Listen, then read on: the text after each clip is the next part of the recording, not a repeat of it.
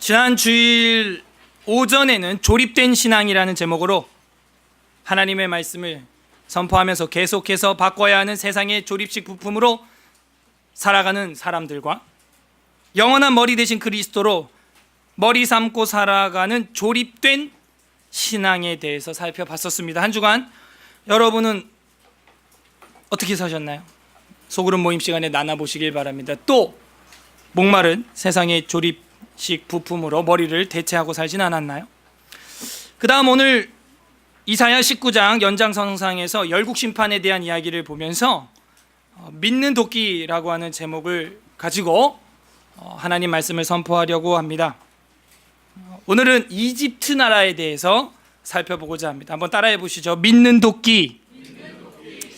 여러분은 한 주간 무엇을 믿고 살았나요? 무엇을 기둥으로 의지하고 살았나요? 그게 꼭 내 몸 밖에 있는 게 아닐 수 있습니다.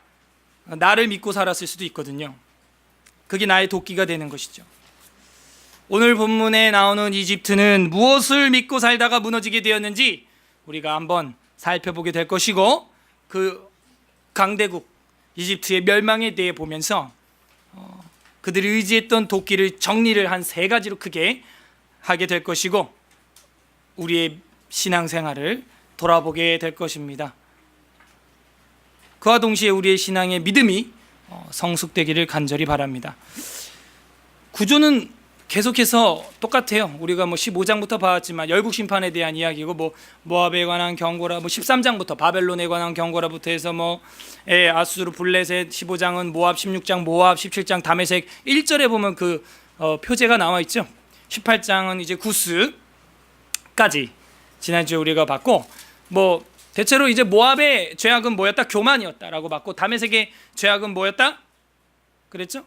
망각, 잊어버린 것. 하나님을 잊어버리는 것. 자꾸 우리는 그 XY축이 있죠. 시간의 흐름에 따라 망각의 곡선이 아래로 떨어지면서, 아니 곡선은 올라가겠죠. 올라가면서 우리 기억력은 아래로 이제 떨어지는 것이죠. 은혜의 기억력이 쇠퇴하게 됩니다. 그다음 세 번째가 이제 구스에 대한 죄악은 회개하지 않음이었다고 우리가 봤는데, 그것은 18장 7절 끝에 시온산에 이르리라라는 코드를 보면서 결국에는 모압이 의지해야 될 것도 살 수 있는 길은 시온산으로 오면은 살 길이 있었다, 예루살렘으로 오면 살 길이 있었다, 그런 걸 봤었죠. 결국은 하나님 품으로 새 예루살렘으로 돌아와야 살 수 있는 건데, 돌아오지 않았어요. 회개하지 않았다 하는 것을 구스의 죄악으로 봤죠. 그렇게 세 가지를 지난 시간에는 우리가 살펴봤고요. 오늘은 19장 1절, 여러분이 4절까지 읽었는데요. 애굽에 관한 경고라. 애굽이라고 하는 것은 이집트를 말하는 것입니다. 그래서 이집트의 한자형이 애굽이고, 발음을 우리 한국 사람들이 아우구투스라고 하는 말을 어디서 봤는지 책에서 그를 받아들이면서 애굽이 음역으로 됐는데, 사실은 이집트로 발음하면 좋습니다. 그래서 한자도 애굽으로 쓰지만 발음은 이집트로 하거든요. 그래서 우리들도 이런 거는 좀 고쳐야 되는데, 애굽 이러니까 어린 학생들은 이게 어느 나라인지 잘 몰라요. 처음 교회 나온 사람들. 저도 애굽 그러면 바로 생각나는 게 뭐예요? 말발굽? 이런 거죠. 그래서 이 굽 전혀 우리가 모르는 나라예요. 이집트 이러면 되겠습니다. 그래서 이집트에 관한 경고라 하는 거예요. 그래서 19장에 그 이집트에 대한 경고가 크게 세 단락으로 나오고, 그들의 회복과 멸망에 대해 나오면서 끝나게 됩니다. 그래서 오늘은 이집트에 대한 나라를 한번 살펴보고자 합니다. 20장까지 아마 연장이 계속해서 될 겁니다. 1절 보겠습니다. 애굽에 관한 경고라. 보라, 여호와께서 빠른 구름을 타고 애굽에 임하시리니 애굽의 우상들이 그 앞에 더 떨겠고 애굽인의 마음이 그 속에서 녹으리로다.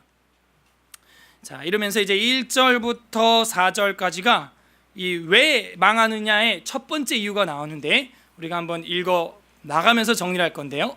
망하는데 어떻게 망하냐? 1절에 보니까 여호와께서 빠른 구름을 타고 오신다는 거예요.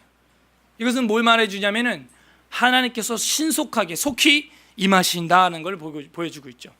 실제로 하나님의 현현을 우리가 에스겔서나 요한계시록에 보게 되면은 빽빽한 구름 중에 임하시는 걸 볼 수 있고, 출애굽기에서도 성막을 만들어 놓고 여호와의 영광이 임할 때 그게 이 구름으로 임하는 장면을 우리가 가시적으로 여호와의 영광을 볼 수가 있습니다. 그걸 보여주고 있죠. 근데 어떤 구름? 빠른 구름. 하나님의 심판은 빠르게 임한다는 거예요. 그 구름을 타고 애굽에 임하시리니 애굽의 이집트의 우상들이 그 앞에서 떨겠고 애굽인의 마음이 그 속에서 녹으리로다. 그들이 의지했던 그 우상, 그리고 그들이 그 의지했던 우상을 믿었던 그 마음, 그걸 다 하나님이 녹이고 무너뜨려 버리겠다라고 이야기를 하죠. 그러면서 2절이 인상적인데, 한 나라를 멸망시키는 그 순서가 있어요. 한 나라를 멸망시키려면 전략이 있습니다. 내가 애굽인을 격동하여 애굽인을 치리니, 이게 뭐예요? 번역이 잘못됐나? 아수르인을 격동하여 애굽인을 쳐야 되는 거 아닌가? 그래서 저도 이렇게 찾아봤는데요, 아니에요. 번역이 잘 됐어요. 뭐예요? 내분이 일어난, 내란이 일어난다고요. 예, 맞아요. 애굽인으로 애굽인을 치게 한다는 것이. 우리 한국이 망하려면 우리끼리 싸우면 됩니다. 예, 그럼 망해요. 이거는 사사기에서 우리가 공부한 바, 그죠? 영적인 나선현 하강 곡선을 그리면서 마지막 바닥을 딱 치는 게 뭐예요? 누구끼리 싸우는 거예요? 자기 유대민족끼리 싸우는 것이죠. 다리 역할을 하라고 시켜서 불러놨더니 자기들끼리 싸우는. 우리 에스라 교회의 바닥을 보시려면 우리끼리 머리끄댕이 잡고 이제 한 판 싸우면 끝납니다. 예. 그게 우리 수준인 거예요. 청년과 청년 간에 이번 MT를 가서 머리끄댕이 한번 잡고, 예, 하면서 그동안 쌓인 거 풀면, 예, 우리의 바닥을 보여주는 거 아니겠어요? 예. 이게 단 거예요. 예. 머리는 커졌지만 가슴은 텅 비어있는 우리의 신앙을 절실히 보여. 집사님이 집사님끼리, 예, 한번 머리끄댕이 잡으면 끝나는 거죠. 이런 말을 우리가 열심히 공부를 해놔야 싸우고 싶어도 안 싸웁니다. 그죠? 내 바닥 보여주기 싫어서. 그죠? 예, 그렇게 되는 거예요. 애굽인을 격동시켜 애굽인을 치리니 그들이 각기 형제를 치며 각기 이웃을 칠 것이요. 가족, 와우, 패밀리, 가족 안에서 다툼이 일어납니다. 그 다음 성읍이 성읍을 치며, 그 다음 뭐예요? 도시, 마을 안에서 점점 확장되죠, 이 다툼이. 그 다음 나라가 나라를 칠 것이요. 이제 나라로 확장돼. 그래서 이 한 사람이 굉장히 중요한 겁니다. 룻이라고 하는 한 여인이 사랑, 헤세드를 베풀었을 때 다윗의 왕조가 생기는 거예요. 예. 그 한 레위인의 첩이 간통죄를 저질렀을 때 그 이스라엘의 네라는 사사기 말에 터지게 되는 것이죠. 한 여자의 죄가 이스라엘 나라를 반쪽 12쪽 내기도 하고, 보리밭에 이방 모압 여자 하나가 순종함으로 다윗의 왕조를 일으키기도 한다는 거죠. 나비 효과 기억나시죠? 영적인 나비 효과. 제가 설교를 했었는데 기억이 나셔야 할 겁니다. 영적인 나비 효과가 있다는 것이죠. 애굽인이 애굽을 치는데 어떻게 하냐? 가족 안에서, 그 다음 그 마을, 도시, 성읍에서, 그 다음 나라로 확장된다는 것이죠. 우리나라 보면 이제 답 나오죠. 망할 것 같아, 안 망할 것 같아요? 망할 것 같아, 그죠? 우리끼리 치고받고 싸우고 지뢰 터뜨리고 대포 쏘고, 예. 그리고 뭐 북한 남한 떠나서 남한 안에서도 이제는 이제 가정 파괴가 일어나죠. 예. 아빠와 아빠가 결혼해서 어떻게 애를 낳겠어요, 그죠? 그래서 이제 뭐 또 과학적인 방법을 동원하고 막 이러면서 가정의 질서가 다 깨지게 됩니다. 이게 고도의 마귀의 전략이에요. 가정을 부수면 교회가 부서지고, 교회가 부서지면 마을이, 도시가 무너지고, 도시가 무너지면 나라가 무너지는 거예요. 순차는 그렇게 돼 있어요. 순서는. 애굽이 그렇게 된답니다. 3절에 보면은 그들의 죄악이 나오는데, 애굽인의 정신이 그 속에서 쇠약할 것이요 그의 계획을 내가 깨트리리니 그들이 우상과 마술사와 신접한 자와 요술객에게 물으리로다. 내가 그러니까 그들이 이제 망하고 무너지고 쇠약해질 때 어떻게 하나님을 찾는 게 아니고요, 그럼 무당들, 점, 타로 사주, 뭐 태길, 궁합, 오늘의 뭐 운세, 그런 걸 의지하면서 전전긍긍한다는 거예요. 그래서 어떻게 하냐? 4절, 내가 애굽인을 잔인한 주인의 손에 붙이리니 포악한 왕이 그들을 다스리리라 해서, 이 잔인한 주인이 누구냐? 예, 하나님과 반대되는 사람이죠. 그렇게 하나님께 돌아오지 아니하고 하나님을 의지하지 아니하고 하나님을 믿고 따르지 않으니까 다른 주인 줄게. 다른 주인, 잔인한 주인. 이게 이제 역사적으로는 아시리아의 에살하스돈이라고 하는 그 왕이 됩니다. 그래서 이집트를 아주 폭군 정책을, 폭정을 하는 그런 걸 역사에서 우리가 발견하게 되죠. 그래서 잔인한 주인의 손에 붙이리니 포악한 왕이 그들을 다스리리라. 주 만군의 여호와의 말씀이니라. 결국에는 왕들을 주관하시고 움직이시는 분도 그 왕 중에 왕이신 하나님이 컨트롤, 제어한다는 것을 보여주고 있는 거예요. 내가 그 왕들 내가 움직여주지 하는 거죠. 그래서 여기 1절에서 4절까지 보게 되면은 이집트의 사회적 혼란, 그죠? 가정이 최소 단위의 사회 아닙니까? 지금 남녀가 만나면 벌써 사회는 형성된 거예요.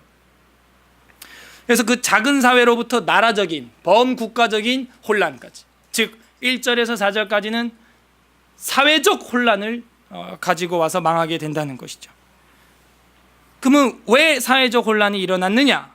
우리가 1절과 3절에서 봤을 때 미신 우상 숭배를 의존하고 있는 그 이집트를 볼 수 있다는 겁니다.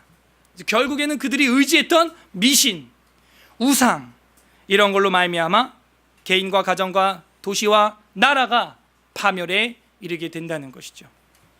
그것이 첫 번째 이집트 멸망의 이유고 그들이 믿었던 첫 번째 도끼였어요. 그 다음에 5절부터 보게 되면 바닷물이 없어지겠고, 자 이제 뭔가 이제 공통점을 한번 찾아보세요. 4, 5, 6, 7, 8절까지 뭔가 눈에 많이 걸리는 단어가 있습니다. 거슬리는 그 개념이 하나 있습니다.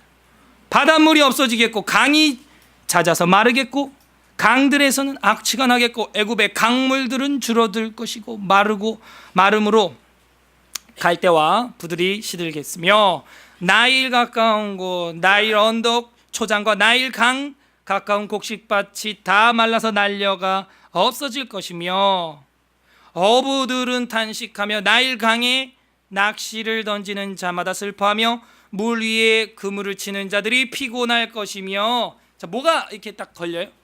어떤 개념이 하나 보이나요? 강, 그죠? 나일 강, 물, 바다, 물, 나일, 뭐 이런 말들이 나오죠. 즉 그들이 의지하고 의존했던 게 뭔지 보이지 않아요. 경제활동이에요. 경제활동, 돈, 경제활동. 우리도 뭐 고속도로 하나 닦아놓으면 아무튼 뭐 엄청나게 돈을 벌고 뽑아먹죠. 그들에게는 그 델타 지역이라 그래가지고 나일강의 그 삼각주라고 있어요. 지중해 아래 보면은 삼각형, 역삼각형 모양의 수많은 실핏줄 같은 이 강들이 모여 있는 그 삼각주가 있습니다. 나일 삼각주라 그래요. 거기를 그 델타 지역에서 아래로 내려가면서 이제 이집트 허리를 쫙 가르고 내려가는 게 그 유명한 나일강이 되는 것이죠. 그거를 이제 여기 보면은 5절에 바닷물이라고 말한 거예요. 왜냐하면은 결국엔 그 지중해로부터 이 델타 모양으로 역삼각형 모양으로 그 강들이 아주 많이 실핏줄처럼 이게 들어옵니다. 근데 그 강 바닷물이 없어지겠고 강이 잦아서 마르겠고 악취가 나겠고 시들겠으며 말라서 날려 없어질 것이며 이런 단어들이 계속 반복되고 있죠. 결국에는 하나님이 다 말려버리겠다는 거예요.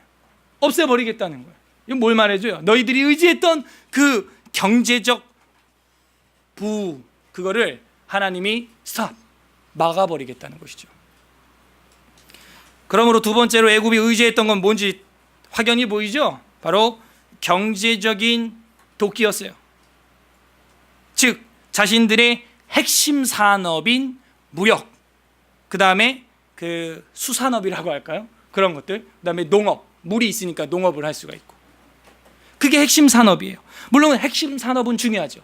핵심 산업이 있으므로 나라가 부강해지고 나라 일자리가 창출되지만 이걸 반대로 말하면 그 핵심 산업은 핵심 우상이 될 수 있고 반대로 핵심 약점이 될 수 있는 것이죠.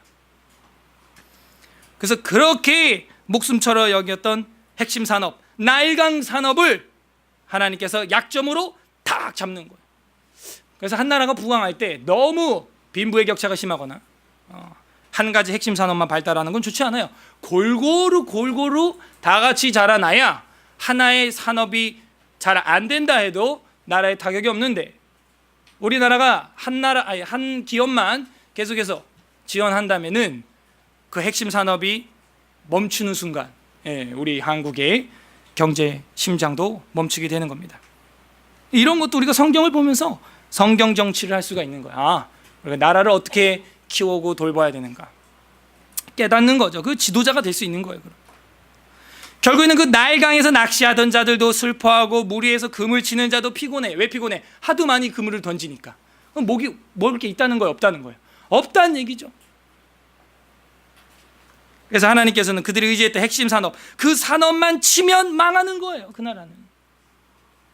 그들이 두 번째로 의지했던 믿는 도끼는 경제적 부를 가져왔던 나일강 산업이었다는 거예요. 핵심 산업이었다는 거예요.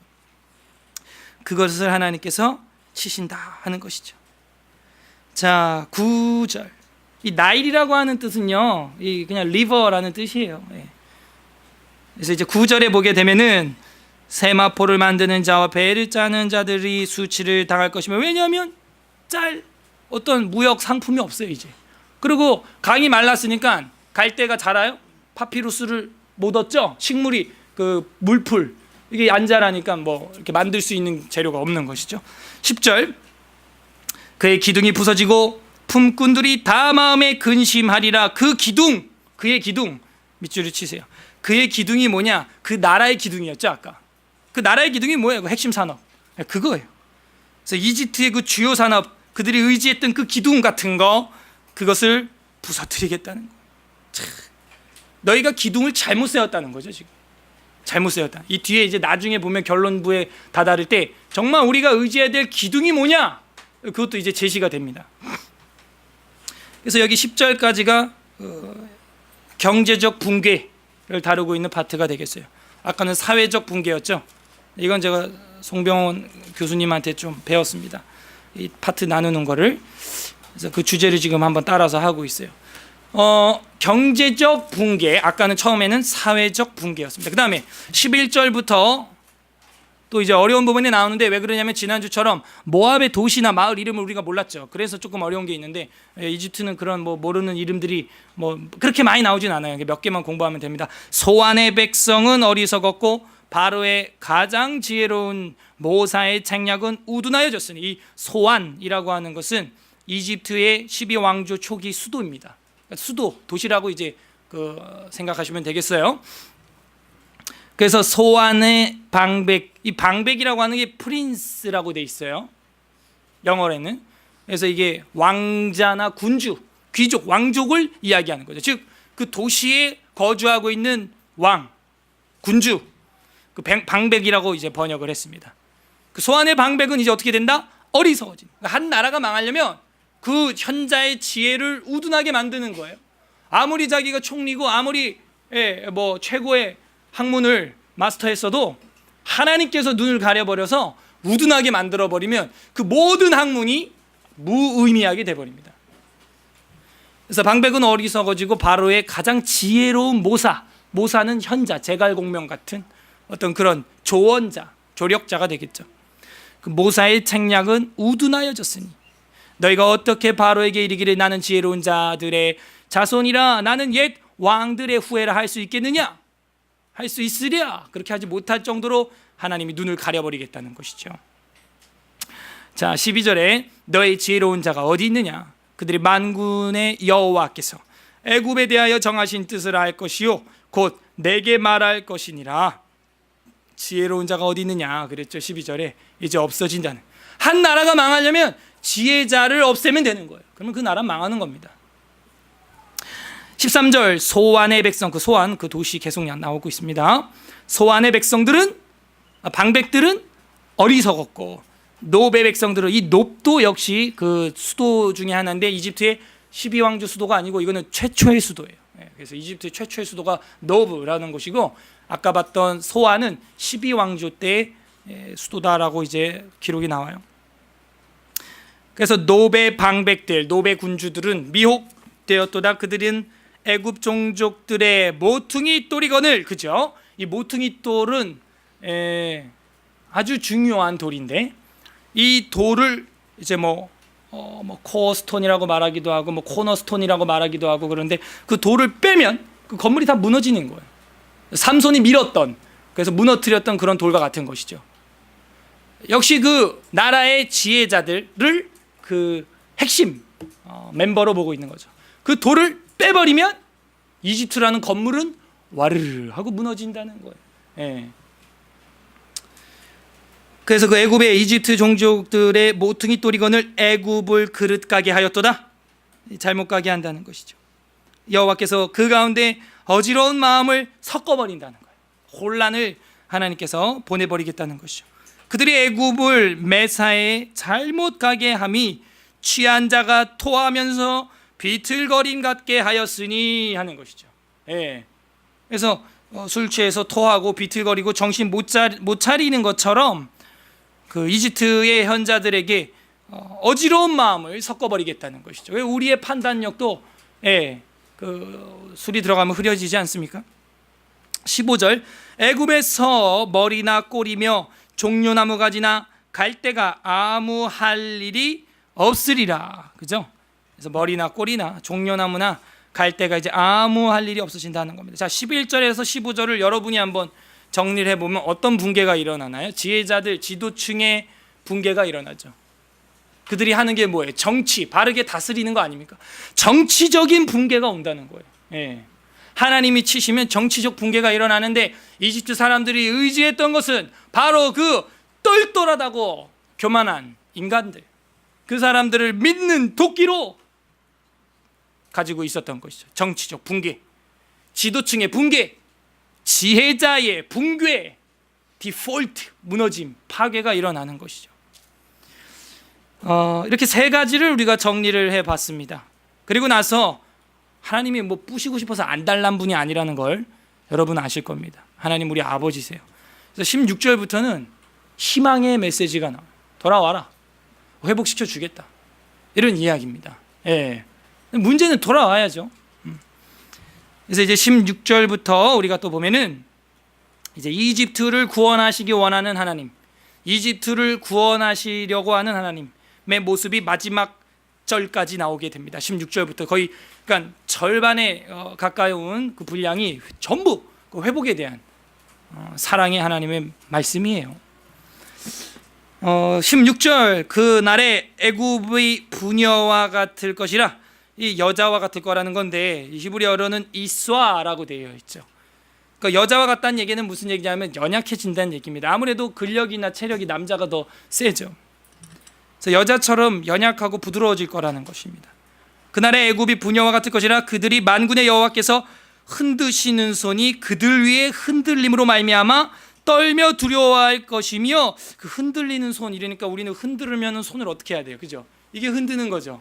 그래서 뭐 잘가 뭐 이런 그게 아니고 또 이 언어를 보게 되면은 휘두른다는 거예요. 흔든다라는 번역보다는 휘둘러. 그러니까 하나님의 손이 그 위에서 휘두른 바 되니까 그들이 흔들려 가지고 두려워해진다는 것이죠. 그런 이야기입니다. 우리도 때릴 때 손을 휘두르죠. 으씨 막 이러면서. 그럴 때 이제 엄마야 하고 이제 놀라는 거죠. 그래서 그 휘두르는 손으로 휘두르는 손이 그들 위에 휘둘림으로 말미암아 떨며 두려워한다라는 뜻입니다. 그래서 17절에 보게 되면 유다 땅은 애굽의 두려움이 되리니, 그러니까 유다의 땅은 애굽의 두려움이 된. 그러니까 애굽이 나중엔 누굴 두려워하기까지 된다는 거예요. 이스라엘을 두려워할 정도로 아주 미약해진다는 걸 보여주고 있어요. 예전에는 반대였죠. 오히려 그 이집트가 아주 강대국이었는데 반대로 하나님이 심판을 하겠다는 것이죠. 그래서 유다의 땅은 애굽의 두려움이 되리니 이는 만군의 여호와께서 애굽에 대하여 정하신 계획으로 말미암음이라. 그 소문을 듣는 자마다 떨리라, 이렇게 되어 있어요. 그러니까 빨리 돌아와라, 하나님을 경외해라 하는 이야기가 촉구가 되고 있습니다. 근데 이것이 이루어졌나요? 이 이집트가 유다를 두려워하나요? 예, 지금도 보세요. 저 강원도만한 이스라엘을 그 아랍 연합 국가 한가운데 두고도 건드리질 못해요. 지금 이집트뿐만이 아니고, 그죠? 그런 면에서 지금도 오늘날도 이스라엘을 두려워하고 있는 이집트의 모습을 우리는 실제로 보고 있어요. 18절 이제 이집트가 애굽을 여호와께로 돌아오라고 하는, 그리고 이집트가 여호와께로 돌아오는 이제 그런 이야기가 아주 희망스러운 이야기가 나옵니다. 18절 그날의 애굽 땅의 가나안 방언을 말하며 만군의 여호와를 가리켜 맹세하는 5 성읍이 있을 것이며, 만군의 여호와를 가리켜 맹세하는 것은 뭐냐? 믿는다는 거죠. 가나안 방언은 뭐냐면, 이게 그 당시 가나안 땅은 누가 있어요? 히브리 사람. 가나안 방언은 히브리어예요. 이해를 그렇게 해야 됩니다. 5 성읍이 여호와를 가리켜 맹세할 것인데, 그 중에 하나는 멸망의 성읍이라 칭하리라 하는 거예요. 이 멸망의 성읍이라고 하는 번역에 대해서 다른 뭐 탈군 번역이나 불가타, 그러니까 불가타역은 뭐냐면 라틴어 성경을 말합니다. 로마어, 로마체, 그 다음에 그리스, 헬라 성경을 보게 되면은 이 멸망의 성읍에 대하여 태양의 성읍으로 번역을 하고 있는 걸 볼 수가 있어요. 즉 태양을 숭배했던, 태양신 숭배를 했던 그 이집트의 한 수도를 이야기하고 있는 것 같습니다. 소안이든지 노비든지 뭐 그러겠죠. 그거를 이제 멸망의 성읍이라고 이야기를 하고 있는 거죠. 19절, 그날의 애굽 땅 중에는 여호와를 위하여 제단이 있겠고, 어디에? 애굽 땅 중앙에는 여호와를 위하여 제단이 있다는 거예요. 회복이에요. 그 변경에는 여호와를 위하여 기둥이 있을 것이요. 밑줄 치세요. 여기 여호와를 위하여 기둥이 있을 것이요. 자, 아까 19장 10절에서는 뭐였죠? 그의 기둥이 부서지고 그랬죠. 그들이 의지했던 사회적, 경제적, 정치적 기둥은 붕괴되고 이제는 여호와 하나님을 위한 기둥을 세우게 된다 하는 것입니다. 이것이 애굽 땅에서 만군의 여호와를 위하여 징조와 증거가 되리니, 이는 그들이 그 압박하는 자들로 말미암아 여호와께 부르짖겠고, 그러니까 애굽이 힘들어서 이제 하나님 찾는다는 거예요. 임사호천이죠. 힘들어야 아이고 하나님 하는 거예요. 그래서 여호와께 부르짖겠고, 여호와께서는 그들에게 한 구원자이자 보호자를 보내사 그들을 건지실 것임이라. 한 구원자 밑줄을 치고요. 사사기에 보게 되면은 하나님이 온니엘로부터 시작해서 1, 2, 3, 4, 5, 6, 7, 8, 9, 10 12명의 삼손까지, 12번째 삼손까지 보내면서 그 사사를 지칭할 때 뭐라 그래요? 구원자를 일으키리니, 이런 말이 나와요. 그래서 우리가 복습이 굉장히 중요합니다. 그래야 성경으로서 성경을 해석하죠. 그래서 그 구원자를 일으킨다고 말하는데, 진정한 구원자가 누구냐? 우리가 사사기에서 공부했죠. 여호와 하나님만이 우리의 진정한 사사, 판사 되신다. 그래서 그런 얘기를 했어요. 결국에는 이제 많은 학자들이 한 구원자, 한 보호자를 누구로 보느냐? 우리 주 예수 그리스도, 그가 믿을 도끼라는 거예요. 그걸 마지막에 던져주면서 우리가 의지할 기둥은 바로 그의 기둥, 정치적, 경제적, 사회적 기둥이 아니고 여호와를 위한 기둥, 그 한 구원자, 그 보호자를 의지해야 된다는 거예요. 그러면은 그들을 건지실 것임이라, 이렇게 말하는 것이죠. 21절, 여호와께서 자기를 애굽에 알게 하시리니 그날의 애굽이 여호와를 알고, 와우, 이게 미스테리예요. 이집트가 여호와 하나님을 믿는다는 거예요. 여러분 상상이 돼요? 그래서 지금도 많은 선교사들이 요 말씀 하나 믿고 이집트 선교하는 거예요. 물론 뭐 꼽티교회라 그래가지고 그런 교회들도 있고 하지만요, 네, 이 이집트에 대하여 굉장히 긍정적으로 예언을 하고 있는 부분이 여기 하나 딱 있거든요. 요거 하나 믿고 이집트 선교를 견디고 있는 선교사님들이 계시다 하는 이야기를 들었어요. 다시 21절, 여호와께서 자기 애굽에 알게 하시리니 그날의 애굽이 여호와를 알고 재물과 예물을 그에게 드리고 경배할 곳이요. 와우, 경배까지 한대. 여호와께 서원하고 그대로 행하리라. 여호와께서 애굽을 치실지라도 치시고는 곧 치실 것이므로 그들이 여호와께로 돌아올 것이라. 여호와께서 그들의 간구함을 들으시고 그들을 고쳐 주시리라 라고 확신적인 예언으로 되어 있습니다. 지금 할 수도 있다가 아니에요. 할 것이다, 딱 이렇게 얘기하는 거예요. 그래서 우리가 이런 걸 알고 이제 세계 역사를 좀 봐야겠죠. 그래서 정말 애굽이 주님께로 돌아오는 걸 우리가 지켜봐야겠죠. 자, 이렇게 해서 계속해서 이집트가 여호와께로 돌아온다는 이야기를 하면서 하나님과의 관계가 회복되면 어떻게 되느냐? 사람과의 관계도 회복이 된다 하는 거예요. 여러분 사람 때문에 고통스러워하고 계시는 분 혹시 여기 계십니까? 하나님과의 관계를 먼저 회복하세요. 24절에 23절부터 이제 그게 나와요. 그날에 애굽에서 아수르로 통하는 대로가 있어 아수르 사람은 애굽으로 가겠고 애굽 사람은 아수르로 갈 것이며 애굽 사람이 아수르 사람과 함께 경배하리라. 그날에 이스라엘이 애굽 및 아수르와 더불어 셋이 세계 중에 복이 되리니 이는 만군의 여호와께서 복 주시며 이르시되 내 백성 애굽이여. 내 백성 유다여가 아니에요. 그죠? 이게 아버지의 본심이라고요. 애굽을 때리는 게 본심이 아니에요.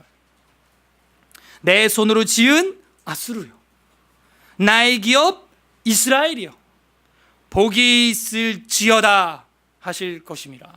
이거 어디 걸려요? 구약의 축에 걸리는 거야. 구약의 축이 뭐라 그래요? 계속 출애굽기 19장 5절 6절에 나오는 세계가 다 내게 속하였나니 너희가 내 말을 잘 들으면 내 소유가 되겠고 내게 대하여 제사장 나라가 되리라.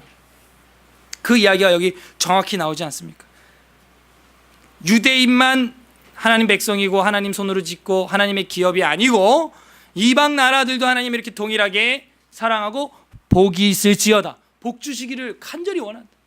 그러니까 우리 하나님은 복 주고 싶어서 안 달랐는 줄 믿습니다. 그런데 복 못 받는 아들 딸들 보면 신기한 거야. 그 왜 복을 못 받느냐? 애굽처럼 하고 있으니까. 이상한 기둥을 세웠으니까. 이상한 도끼를 가지고 믿고 있으니까.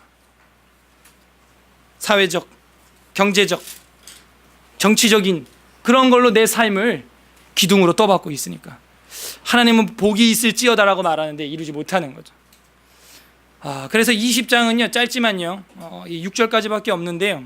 오늘 뭐 20장까지만 하면 될 것 같은데 이게 이제 애굽 플러스 구스까지 이제 멸망에 대하여 나오고 있습니다. 그래서 그 멸망에 대해서 애통하는 사람이 있는데 지금 우리가 보고 있는 이사야서는 누가 예언한 말씀이에요? 이사야죠. 이사야가 나와요. 이제 그래서 어떻게 애통하는지 우리가 한번 보고 정리하고 마무리를 하겠는데요. 20장 1절 아수르의 사르곤 왕이 그러니까 사르곤은 왕 이름이네요. 그죠? 맞습니다. 다르단을 아스도스로 보내매 다르단이 뭐냐? 그 총사령관이에요. 그러니까 아수르의 왕은 사르곤이고 총사령관이 다르단이라고 하는 사람이 되는 것이죠. 그래서 아스도스로 보내매 그 블레셋 지역이죠. 유다와 아주 근접 지역이죠. 아스도스로 보내매 그가 와서 아스도스 쳐서 취하던 해니라. 그때 결국 뭘 보여주는 거냐면 아수르에 의하여 이집트가 망하게 된다라는 걸 보여주고 있죠. 유다 민족도 물론 그 아수르의 압박을 계속 받는 것을 우리가 공부하고 이제 보게 될 겁니다. 그때 여호와께서 아모스의 아들 이사야에게 말씀하여 이르시되 갈지어다 내 허리에서 배를 끌고 그 배가 뭐냐면 옛날 옷이 그 배로 짠 옷 아닙니까? 배틀에서 짠 배옷인데 그 배를 끌어버리라는 건 마치 뭐 한복 줄을 풀어버리라 이런 못 벗어 이 얘기야. 그래서 배를 끌고 내 발에서 신을 벗을지라. 그럼 뭐만 입고 있어? 팬티 이러고 있다. 아무튼 속옷만 입고 있겠죠? 그렇게 이사야가 사역을 했답니다. 하심에 그가 그대로 하여 벗은 몸과 벗은 발로 다니니라. 완전 광인처럼 이러고 다니는 거예요. 사람들이 보고 주목하겠죠. 이사야가 그래도 좀 품위가 있는 사람이고 왕실에 자주 들락달락하는 왕족의 선지자라고 우리가 배우지 않았습니까? 미가랑 대비해서. 그런 사람이 저렇게 옷을 벗고 청와대를 들락거리고 그러면 사람들이 다 쳐다보겠죠. 3절에 보게 되면 여호와께서 이르시되 나의 종 이사야가 3년 동안 벗은 몸과 벗은 발로 다니며 애굽과 구스에 대하여 징조와 예표가 되었느니라. 과거형이에요. 그럼 뭐가 지금 예표인 거예요? 벗은 이사야 그 몸 자체가 예표라는 거예요. 이렇게 심판당한다는 것이죠. 너희가 다 약탈당하고 다 뺏기고 그냥 아무것도 없이 정말 이러고 벗은 몸으로 다니게 붙들려 가게 될 거라는 것이죠. 그 4절에 나오지 않습니까? 이와 같이 애굽의 포로와 구스에 사로잡힌 자가 아수르 왕에게 끌려갈 때 젊은 자나 늙은 자가 다 벗은 몸과 벗은 발로 볼기까지 엉덩이까지 드러내어 애굽의 수치를 보이리라. 이집트의 수치입니다. 왜 그렇게 됐는가? 잘못 믿고 있었다는 얘기입니다. 그리고 그 또 2차 그 원인이 파생되는데, 그 애굽을 의지했던 지금 정작 애굽의 심판을 우리가 보고 있지만 그 애굽도 약한 나라가 아니었거든요. 그 애굽을 믿는 도끼로 의지했던 사람들의 반응이 이제 또 5절 6절에 나와요. 자, 5절 다 같이 읽어보겠습니다. 시작.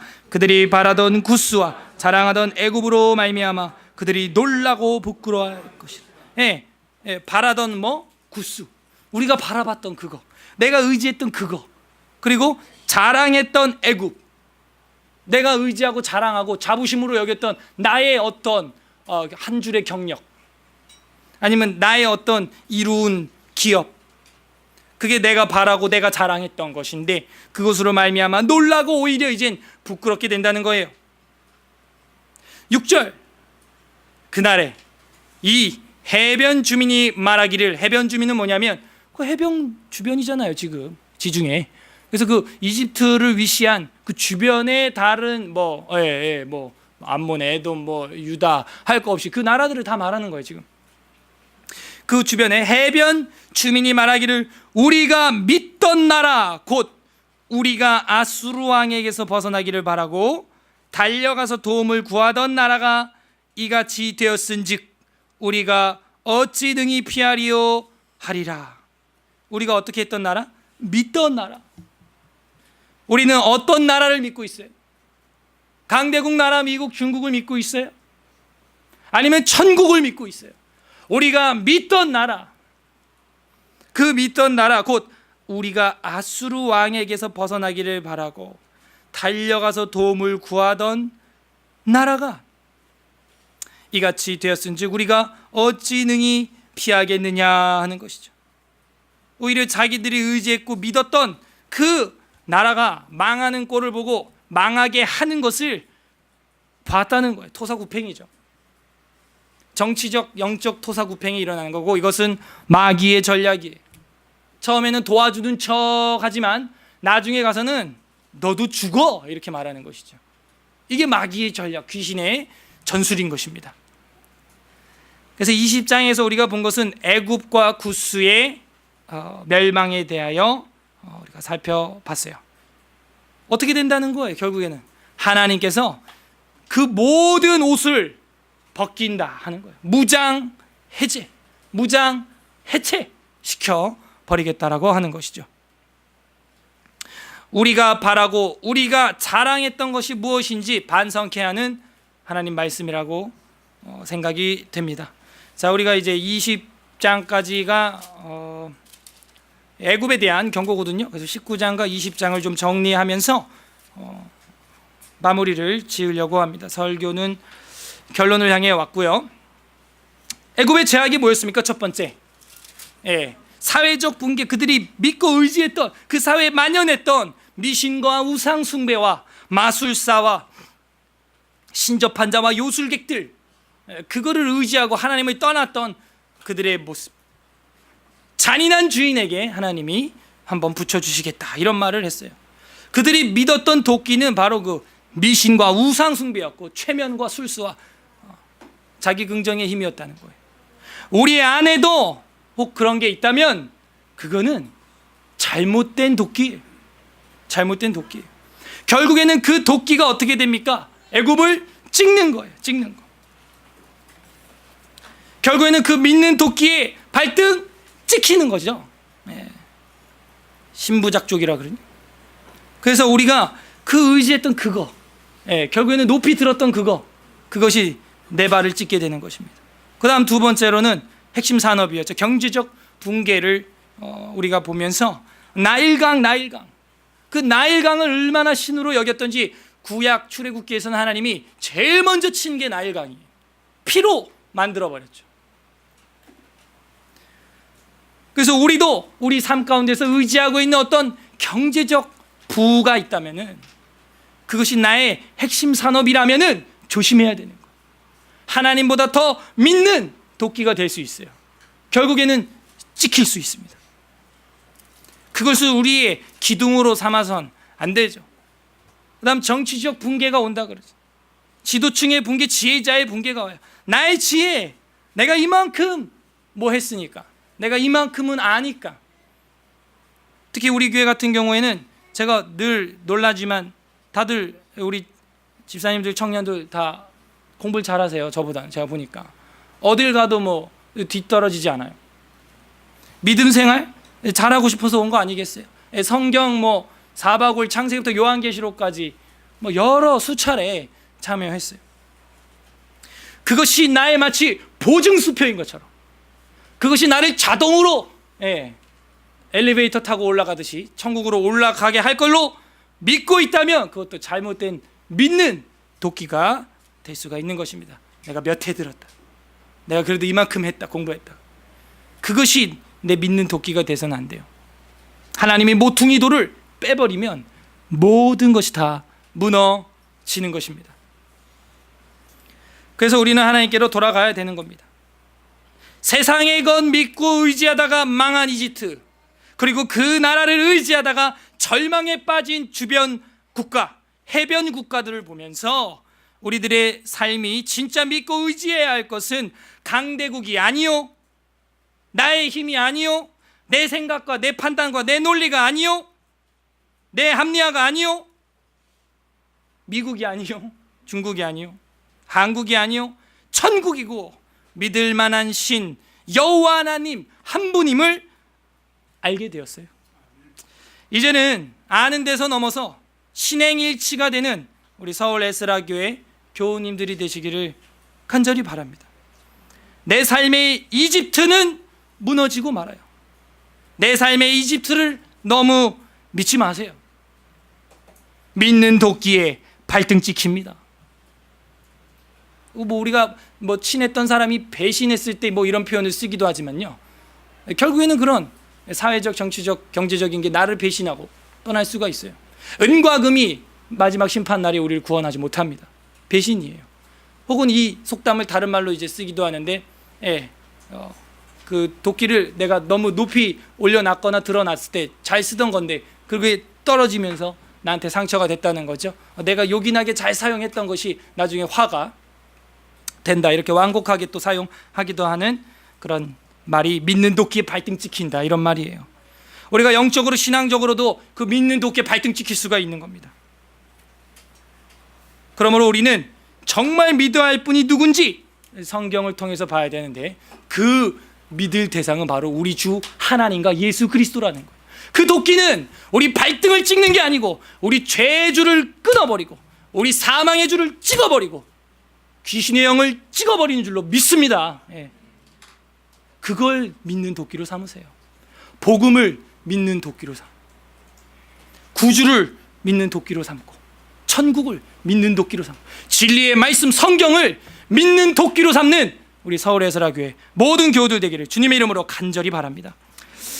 우리 성경 한 3구절 정도 찾아보고 기도하고 마치겠는데요, 신명기 7장 9절, 구약부터 신약까지 한번 한 3구절 정도 보려고 합니다.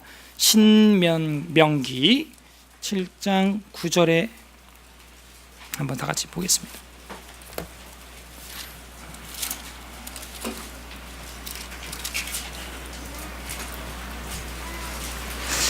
네, 273페이지, 구약 273 페이지에 있습니다. 구약 273 페이지, 신명기 7장 9절 다 같이 읽겠습니다. 시작. 그런즉 너는 알라, 오직 내 하나님 여호와 하나님이시요 신실하신 하나님이시라. 그를 사랑하고 그의 계명을 지키는 자에게는 천대까지 그의 언약을 이행하심 인애를 베푸시되. 아멘. 여기 나오는 단어 중에 제가 마음에 와닿았던 건, 그런즉 너는 알라, 오직 내 하나님 여호와는 하나님이시요. 이집트가 의지했던 미신, 우상, 그 다 날아가는 거예요. 진짜 신은 여호와 하나님 하나라는 거예요. 그분은 어떤 하나님이다? 신실하신 하나님입니다. 진짜 믿을 만한 분이시고, 진짜 믿을 만한 도끼라는 거예요. 우리의 죄와 어둠의 나라를 끊어줄 수 있는 분이라는 것이죠. 언제까지? 천대까지. 이게 뭐 꼭 천대까지 그게 수학적으로 그게 아니고 영원토록이라는 이야기 아닙니까 지금? 그 하나님이에요. 자, 꽁충 뛰어서 신약 히브리서 12장 2절로 가겠습니다. 신약 성경 저 뒤에 히브리서 12장 2절, 신약 367페이지 신약 성경 히브리서 12장 2절입니다. 367페이지 히브리서 12장 2절 다 같이 읽겠습니다. 시작. 믿음의 주여 또 온전하게 하시는 이인 예수를 바라보자. 그는 그 앞에서 있는 기쁨을 위하여 십자가를 참으사 부끄러움을 개의치 아니하시더니 하나님 보좌 우편에 앉으셨느니라. 아멘. 믿음의 주요 또 온전하게 하시는 이인 예수님을 바라보라는 거예요. 정말 우리가 믿을 만한 분이라는 거고, 그분이 하나님 보좌 우편까지 올라가셨다는 거예요. 사망과 어둠의 나라를 찍어버리고 빛의 아들의 나라로 옮기신 바 되었다는 것이죠. 자, 마지막으로 계시록에서 한 2절 보고 마치겠는데요. 요한계시록 21장 5절, 신약 맨 뒤에 있죠. 21장, 요한계시록 21장 5절, 21장 5절 421페이지 제가 한번 읽겠습니다. 21장 5절 제가 읽어드리겠습니다. 보좌에 앉으신 이가 이르시되 보라 내가 만물을 새롭게 하노라. 누가? 보좌에 앉으시니 그 성부 하나님을 말하는 겁니다. 그분이 세상을 새롭게 할 수 있다는 거예요. 하노라. 만물을 새롭게 하노라 하시고 또 이르시되 이 말은 신실하고 참되니 기록하라 하는 거예요. 어떻게? 신실하고 참되다나 믿을만 하다는 거예요. 기록하라. 기록한 걸 우리가 읽었어요 지금, 그렇죠? 그게 성경이에요. 우리가 진짜 믿을 만한 것은 바로 우리가 지금 정리하고 있는데 하나님이시요 예수 그리스도시요 성경이라는 거예요. 하나님 말씀이라는 거예요. 기록하라는 거예요. 새롭게 하겠다는 거예요. 하나님의 말씀이 우리 속을 새롭게 할 줄로 믿습니다. 새롭게 돼야 돼요. 마지막 우리 22장 6절, 22장 6절 다 같이 읽겠습니다. 시작. 또 그가 내게 말하기를 이 말은 신실하고 참된지라 주 곧 선지자들의 영의 하나님이 그의 종들에게 반드시 속히 되어질 일을 보이시려고 그의 천사를 보내셨도다. 역시 같은 단어가 나오죠. 또 그가 내게 말하기를 이 말은, 이 말씀은 신실하고 믿을만 하다는 거예요. 참되고 또 아까랑 똑같이 반복되지 않습니까? 진짜라는 거예요. 왜? 주 곧 선지자의 영의 하나님이 그의 종들에게 반드시 속히 되어질 일을 보이시려고 그 천사를 통해서 기록하고 보내셨다라고 말하고 있기 때문입니다. 그러므로 우리들이 믿어야 할 진정한 도끼는 사회적, 경제적, 정치적인 도끼가 아니고 바로 성삼위 하나님, 우리 아버지와 예수 그리스도, 그리고 그를 통하여 말씀하시는 신실하고 참된 하나님의 말씀이 우리의 믿는 도끼가 되어야 할 줄로 믿습니다. 죄에 허덕이는 자들, 혹은 죄에서 벗어나고 싶은데 잘 안 되시는 분들, 우리가 들고 있는 도끼가 잘못됐기 때문이에요. 이제는 진짜 우리가 믿어야 될 그 영적인 도끼를 들고 한 주간도 믿음으로 승리하시기를 주님의 이름으로 간절히 바랍니다. 여러분은 한 주간 무엇을 믿고 살아가시겠습니까? 우리 다 같이 기도하겠습니다. 기도할 때 첫 번째, 하나님, 우리 삶 가운데서 우리 나름대로 의지하고 있었던 사회적 부가 있습니다. 사회적 문화가 있습니다. 문치 교화된 게 있습니다. 그것이 무엇이든지 간에 하나님 앞에 회개해야 합니다. 미신 우상 숭배일 수 있고요. 내가 정말 우리가 아까 읽은 것처럼 다시 토하고 비틀거리는 그런, 나를 비틀거리게 하는 그것이 뭔지 모르겠지만 스며들어오고 있는 게 있다면 잔인한 주인이 우리 앞에 기다리고 있을 뿐이에요. 그걸 철저히 회개를 하셔야 됩니다. 두 번째로는 정말 내가 핵심 산업으로 여기고 내 인생에 정말 척추와 같이 여기고 있는 것이 하나님이 아니라 경제적 부라면 역시 철저히 나일강을 피로 만드신 분 앞에서 회개해야 합니다. 그것은 우리가 의지할 기둥이 아닙니다. 여호와 하나님만이 우리의 기둥이신 줄로 압니다. 회개하셔야 됩니다. 세 번째, 우리가 나 스스로를, 내 지혜를, 내 판단을 신으로 부로 여길 수가 있어요. 지혜자의 붕괴가 일어납니다. 지도층의 붕괴가 일어나요. 정치적 붕괴가 일어납니다. 하나님, 내 똑똑, 내 잘남, 내 판단, 내 합리와 소환과 높과 같이 모퉁이 돌 빼버리면 무너지는 거예요. 회개해야 합니다. 이렇게 회개하고 마지막으로는 하나님, 우리의 한 구원자, 우리의 기둥, 우리의 한 보호자, 우리 주 예수 그리스도를 믿는 도끼로 삼고 악한 마귀의 세력들의 뿌리를 끊어버리고 잘라버리면서 세상과 싸워 승리하는 우리가 되게 해주시옵소서. 도와주시옵소서. 성령으로 충만케 하여 주시옵소서. 그리하여 하나님의 백성, 하나님의 손으로 지은 아들, 딸, 하나님의 기업 복이 있을지어다 되게 하여 주시옵소서. 우리 다 같이 회개하고 간구하는 기도하겠습니다. 기도하겠습니다. 하나님 아버지, 우리가 세상에 의지했던